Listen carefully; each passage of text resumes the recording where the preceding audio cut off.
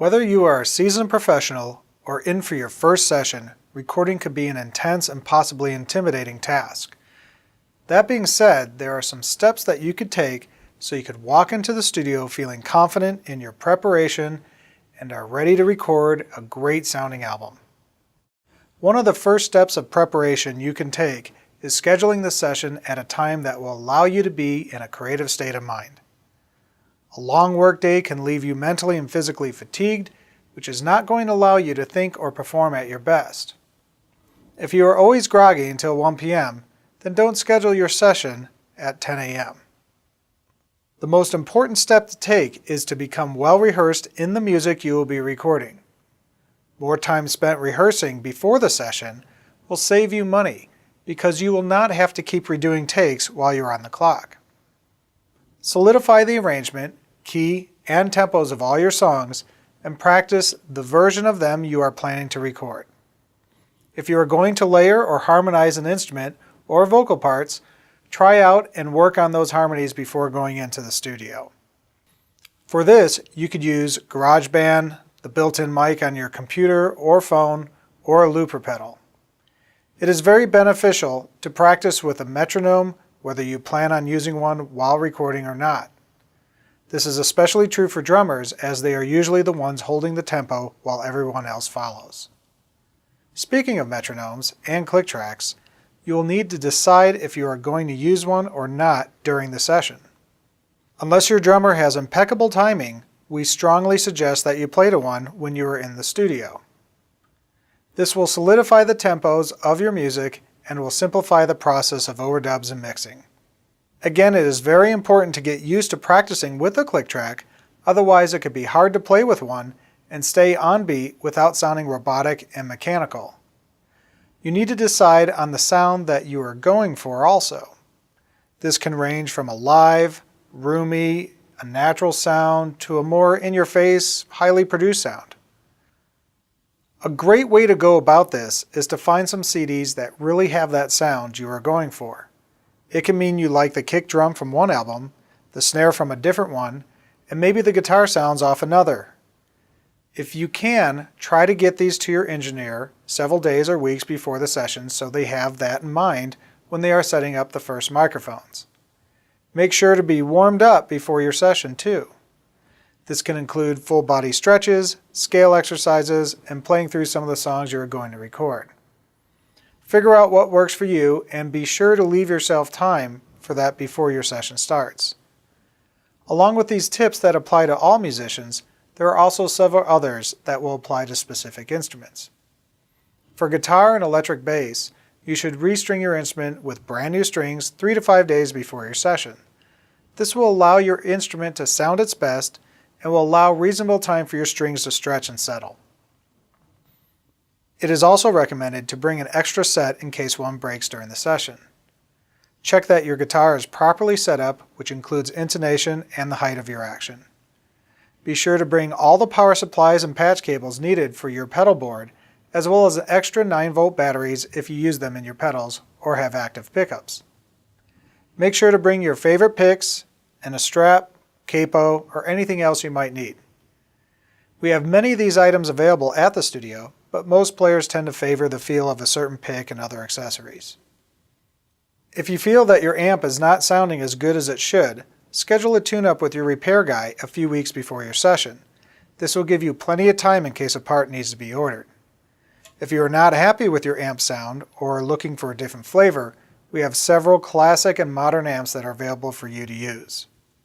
For other string instruments such as violin and cello, strings tend to last much longer, so as long as they have been changed within a few months of the session, they should sound great. Having your bow rehaired a few days before the session, however, can vastly improve your sound.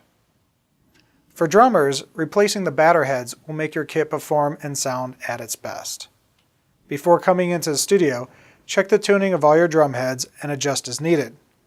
Now don't worry if you're not an expert at tuning drums.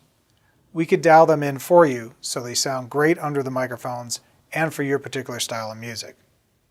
If your cymbals don't sound great, consider borrowing some from a friend. Make sure your hardware is not noisy either. This may include applying some WD-40 to a squeaky kick pedal or tightening a loose lug on a tom. If you could hear a noise that should not be there, the mics will definitely hear it. Don't forget to bring your sticks along with extras and any other types of brushes or mallets you may use. For vocalists, figure out what part of the day your voice is at its peak performance. We will schedule the vocals of your session accordingly. This may mean that one song has some really low notes that you hit best in the morning, while all your other material is better performed later in the day. If you have a secret weapon such as a specific tea or a throat spray that you usually use when singing, make sure to bring it. Also be sure not to wear your voice out in the days leading up to the session. Practice and warming up are good things, but too much of it can be counterproductive. We have noticed that the more constructive practice a vocalist gets in the weeks before the session, their abilities and stamina are increased. A few other considerations to take before you come into the studio include bringing in a song list for the band and engineer. This will allow everyone to follow the progress of the session. If you are using studio musicians, chord charts and lyric sheets are a necessity. Even when recording vocals, the engineer might want to follow along with the lyrics. Along with preparing for the performances, you will need to get a grasp on the overall concepts and goals of the project and convey this to your engineer. This includes what the tracks will be used for, which may be a demo to get gigs, a fully produced album for distribution and sales, or just something to give to your family. Figure out what format you need your audio in, or let us know what you want to do with it and we could help decide what you need. You might even want instrumental versions and vocal-only versions so you could easily license your music to TV and movies or use the audio as a karaoke track. The extra cost of 10 to 15 minutes per song will now save you hundreds of dollars down the road if you need to rebuild the mix for any reason. Along these lines of format delivery, you must also decide how and if you would like your audio backed up. This can be individual tracks which each contain different instruments, stems which contain groups of instruments, or the simple stereo mixdowns. Remember, the studio does not hold these files. If you are unsure what is best for your specific project, let us know and we could give you the details of each option and help you decide which option is best for you. You might be wondering, what should I expect when I get to the studio? Well, an inviting environment with a knowledgeable staff to help you with your needs and concerns.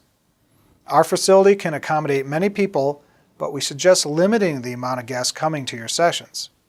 The more people, the more distractions and loss of focus takes place, hindering the quality of your session. If musicians are arriving at different times and have strict schedules, you will also want to make sure the engineer knows this information so the session priority can be prepared correctly before the musicians show up to record. Most artists like to bring prepared food to the studio or have delivery. If a band is recording, they might take turns eating while other musicians are recording their parts to make efficient use of the day. Other bands like to take a break at the same time. Just let the engineer know your preference. At the end of your session, it is possible to take a progress CD with you so you could review the work of the day. Remember, it takes time to render all the songs and prepare the CD. Make sure you allow time before the end of your scheduled session time for the engineer to accomplish this. If you have any other questions, feel free to contact us via email, through our website, or by phone.